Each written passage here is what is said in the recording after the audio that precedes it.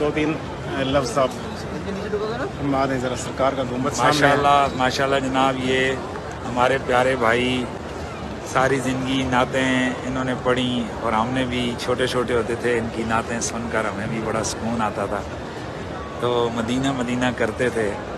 آج ایک بڑے طویل عرصے کے بعد ہم ایک دفعہ پھر ایک سفر میں اکٹھے ہوئے ہیں۔ اس سے پہلے ہم یورپ اور افریقہ کے سفروں میں اکٹھے تھے، سیدی و مرشدی قبلہ پیر سید حسین الدین شاہ صاحب کے ساتھ۔